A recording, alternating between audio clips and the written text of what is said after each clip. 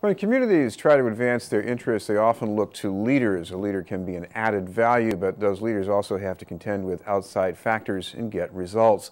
One response to that is the series of workshops begun by the Union of Minority Neighborhoods.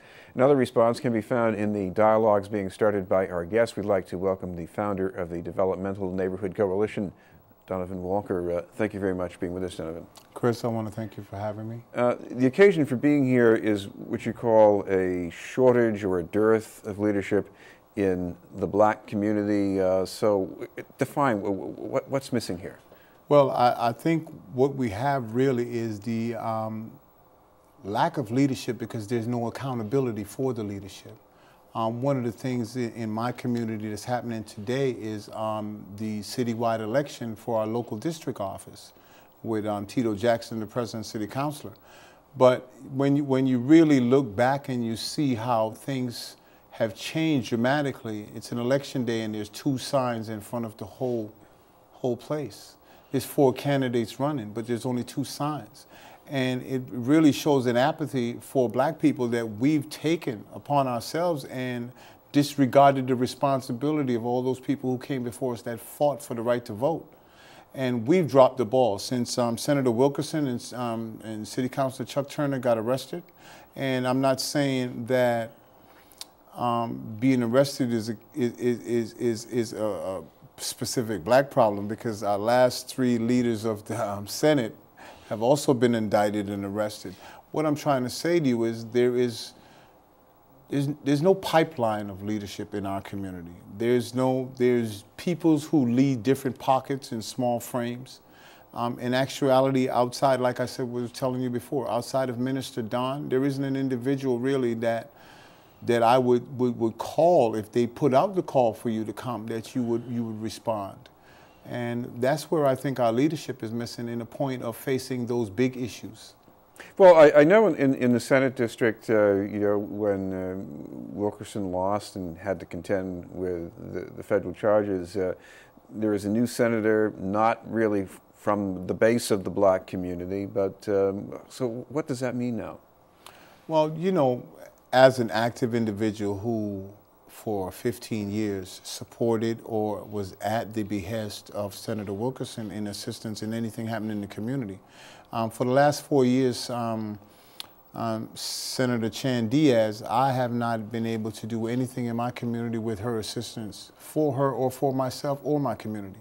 One of the functional problems is that when you get in, and I will say this, she didn't win the race against Senator Wilkerson. Senator Wilkerson's flaws allowed her to be the better choice. But in actuality, there was nothing she was saying that made her better than Senator Wilkerson. Senator Wilkerson was the one who put herself in a bind to you know, not continue her leadership in the community. But functionally, Senator Chan Diaz, she could put out a call into everybody in the community. I don't think anybody would come unless they live in JP.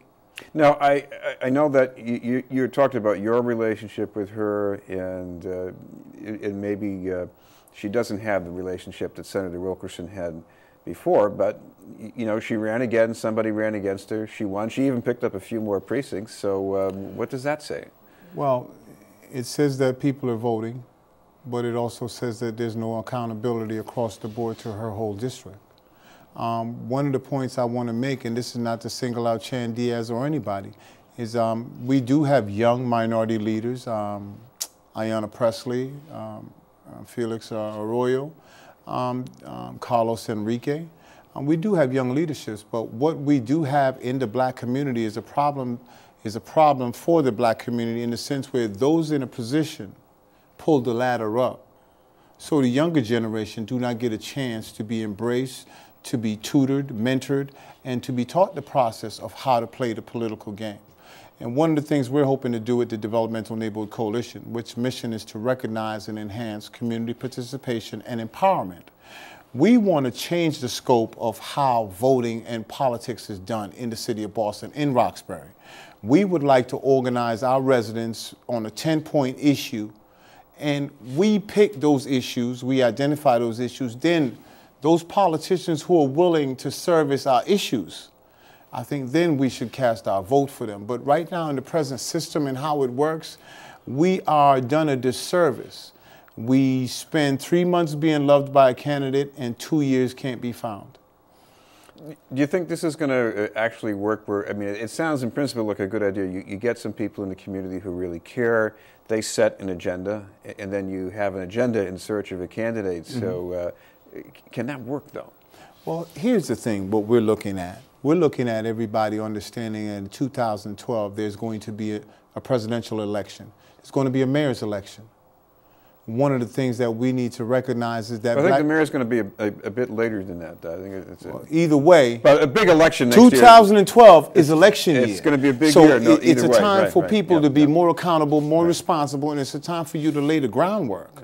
One of the things that we can lay the groundwork on is putting together a coalition of folks who recognize that those politicians who are not going to be responsible and accountable to their community not be put in office.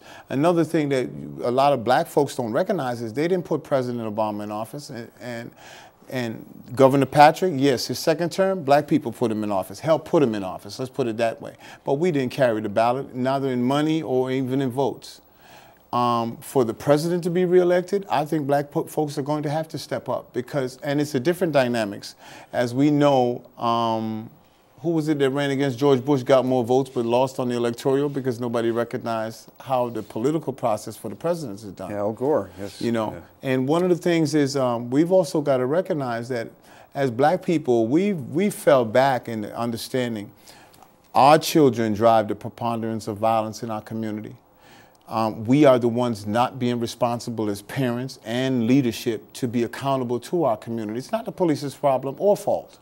It's actually the residents and individuals who are parents, grandparents, fathers, and mothers in our community who lack and who don't take the responsibility to be responsible for their children and for our community. And henceforth, we put ourselves at a disservice when we don't come out to vote. Another thing that factors into the relationship with the state senator in much of the black community in Boston is the maker of the district, the way it was drawn on the map. And now we're going to have changes in these districts. We don't know if they're going to be good changes or bad changes, but it looks as if there could be an opportunity for a whole different chemistry. Well, yeah, but I think really what it allows for the opportunity is that discussion and dialogue, concerns, like-minded individuals coming together to foster things that will benefit them. And unlike the situation that put Finneran in harm's way, I hope nobody tries to go behind the scenes and put themselves in a position that the district is created to reflect on them. I think one of the opportunities we have in the redistricting is that folks can come together. Folks can see folks as even individuals. All those niches that have already been in place, maybe opening up the doors for more folks to be accountable. I mean, you know, a good leader, a good black leader is not just loved by just black people, does not just care about just black people. A good leader is one who has all concerns and care for the people. If you recognize Senator Wilkerson had a wide district, Chelsea, this Senate district is big, is large. And it does not just, it's not just about black people. There are a whole array of people. I speak tonight on a reflection and an understanding of who I look like and what my particular dynamics and problems are. By the way, we should mention you've got an upcoming discussion of leadership in early October, so we should let our viewers know about that. October 5th, BNN TV, Channel 23, we have Minister Rodney of the Nation of Islam. We have Horace Smalls from the Minority Neighborhoods. And we have Reverend Jeffrey Brown from the 10-Point Coalition. And we'll be having an open discussion on black power and black leadership, and in respects to not just nationally, but locally. And even have the discussion on what would it take to create a minority mayor. Right. And that's going to be on what time again? 8 p.m., October 5th. I think that's a Wednesday, 8 p.m. Hey, thank you very much for being with us, Donovan Walker. Thank you also, Chris. Still to come, more on leadership and collaboration, but first, this message.